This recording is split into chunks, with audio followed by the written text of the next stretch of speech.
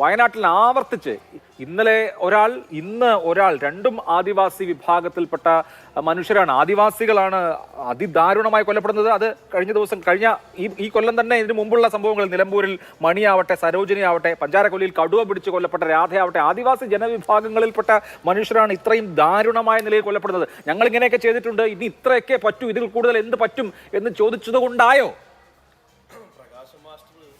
കണക്ക് കേട്ടിട്ട് എനിക്ക് അത്ഭുതമാണ്. കാരണം വയനാട്ടിൽ ഇത്രയും കാര്യങ്ങൾ ചെയ്തു എന്ന് ആരോ എഴുതി കൊടുത്തതാണ് അദ്ദേഹം വായിക്കുന്നത്. അദ്ദേഹം വായിച്ച കണക്ക് പ്രകാരമാണെങ്കിൽ വയനാട്ടിലെ പ്രശ്നങ്ങളൊക്കെ പരിഹരിച്ചിട്ടുണ്ടാവണം. 620 കോടി രൂപ വയനാടിന് മാത്രം വേണ്ടി കൊടുത്തു എന്നൊക്കെയാണ് പ്രകാശം മാഷ് പറഞ്ഞത്. അത് കേരളത്തിന് കൊടുത്തതാണ്, അത് കേന്ദ്രം അംഗീകരിക്കാത്തൊരു കണക്കാണ്. ആ കണക്കൊക്കെയാണ് ഇപ്പോൾ അദ്ദേഹം പറയുന്നുണ്ട്.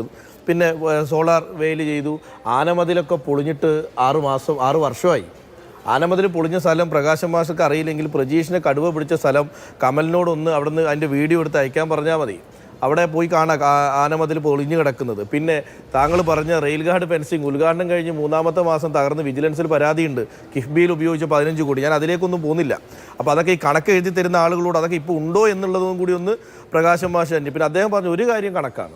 കാരണം കടുവയെ പരിപാലിക്കുന്നതിന് വേണ്ടി ഒരു കേന്ദ്രം അവിടെ ഉണ്ട് എന്നുള്ളത് കറക്റ്റാണ്. അതിനകത്ത് 7 കടുവയുണ്ടെന്ന് അദ്ദേഹം തന്നെ പറഞ്ഞു. അവിടെ 5 കടുവ ഇടാനുള്ള സ്ഥലമേ ഉള്ളൂ. അവിടെ 7 എണ്ണം ഉണ്ടായി എന്ന് പറയുന്നതിൻ്റെ അർത്ഥം എന്താണ്? അത്രയും ഭീകരമാണ് വയനാട്ടിലെ അവസ്ഥ എന്നുള്ളതാണ്. അവിടുന്ന് 3-4 കടുവകളെ മറ്റ് മൃഗശാലയിലേക്ക് മാറ്റിയത് കൊണ്ടാണ് അവിടെ കുറഞ്ഞത്.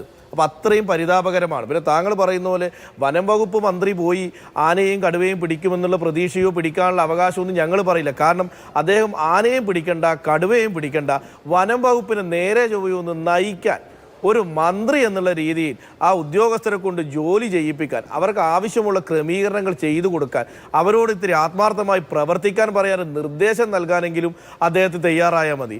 രാധയെ കടുവ പിടിച്ച് രാധയുടെ ശരീരം പാതി ഭക്ഷിച്ച് കിടക്കുമ്പോൾ ഫാഷൻ പരേഡിന് പോയി പാട്ട് പാടിയ മന്ത്രിയാണ് AK ശശീന്ദ്രൻ. അപ്പോൾ അദ്ദേഹത്തെക്കുറിച്ചൊന്നും പ്രകാശ് മാഷ് അങ്ങനെ വല്ലാത്ത രീതിയിൽ പറയണ്ട.